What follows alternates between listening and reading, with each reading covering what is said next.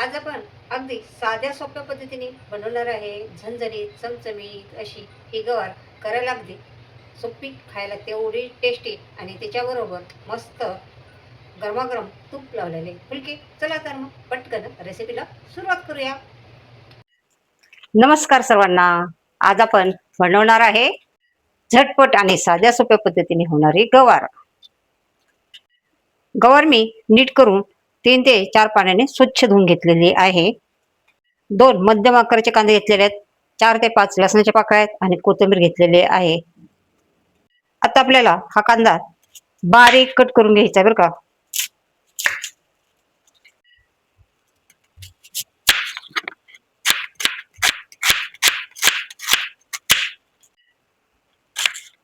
कांदा असा बारीक चिरून घ्यायचा बरं का आपल्याला.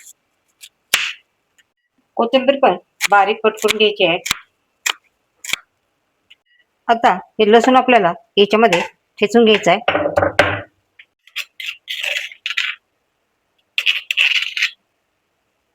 आता आपल्याला लागणार आहे कढई. गॅस चालू केलेला आहे. कढई गरम झालेली आहे. आता याच्यामध्ये आपल्याला घालायचं 1 चमचा तेल.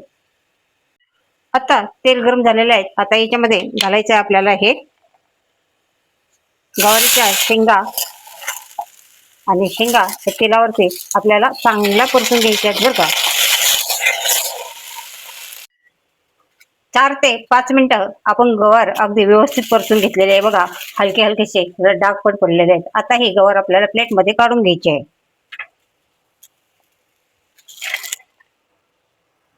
पुन्हा कढई ठेवायची आहे. आता याच्यामध्ये आपल्याला 1 चमचा इतकं तेल घालायचं आहे. आता तेल गरम झालेलं आहे. याच्यामध्ये आपण घालणार आहे पाव चमचे इतकं मोहरी, पाव चमचे इतकं जिरं आणि हा थोडासा कढीपत्ता तुकडे करून घेतलेले. लसूण आपण ठेचून घेतलेला. लसूण थोडासा चांगला परतून द्यायचा आहे. आणि त्यानंतर याच्यामध्ये घालायचा आहे हा बारीक कट केलेला कांदा. कांदा चांगला परतून, कांदा लवकर परतण्यासाठी चिटकीभर मीठ घालायचं आहे. त्याच्यामुळं कांदा लवकर परततो. कांदा अगदी छान परतला आहे. मस्त असा सोनेरी कलर आलेला आहे. आता याच्यात आपल्याला घालायचे पाव चमचा हळद. आता मी इथं खोबरं थोडं बारीक वाटून घेतलेलं आहे ते याच्यात घालते.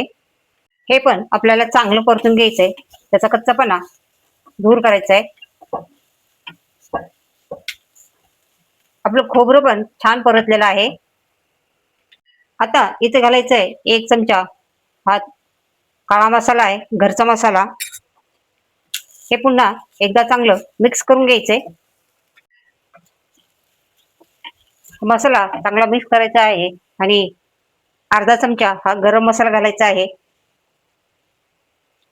इथं आपल्याला थोडीशी अशी कोथिंबीर घालायची आहे आणि ही पुन्हा चांगली मिक्स करून घ्यायची आहे. आणि आता आपल्याला हे आपण गवार परतून घेतलेली गवार याच्यामध्ये घालून घ्यायची आहे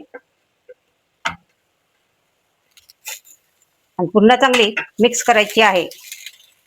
आता याच्यामध्ये आपल्याला घालायचे चवीनुसार मीठ आणि चांगलं मिक्स करायचं आहे.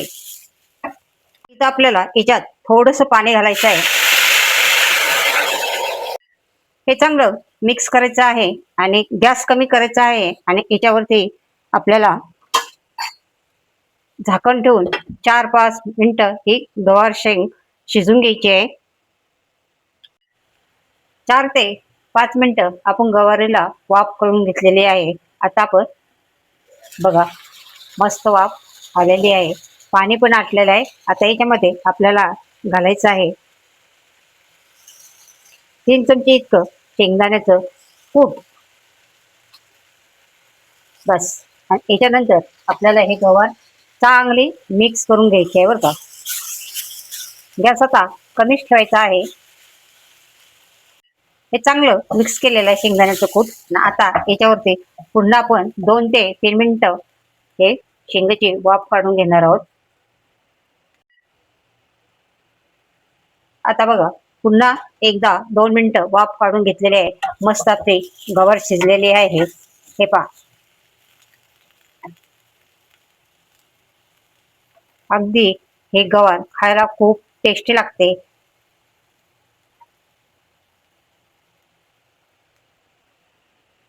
आता गॅस बंद करायचा आहे. याच्यावरती अशी थोडीशी कोथिंबीर घालायची आहे.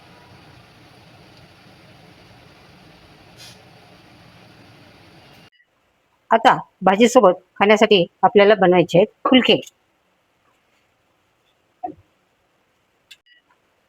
फुलके आपल्याला खूप असे मोठे बनवायचे नाही आहे, छोटे छोटे बनवायचे आहेत आणि दोन्ही बाजूने फुलके पण लाटायचे बरं का. हे बघा, अशा पद्धतीने असे छोटेसे फुलके बनायचे.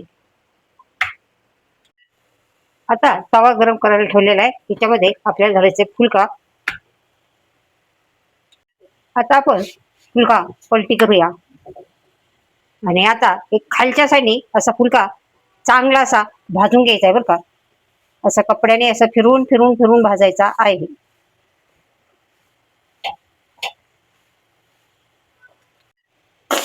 आता आपण फुलका पलटला आहे बघा, मस्त असा फुगायला लागलेला आहे.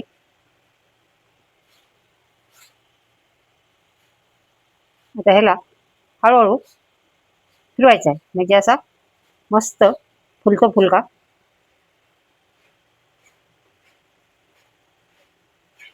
फुलका असा तंप फुगला ना, खायला पण तो मस्त टेस्टी लागतो.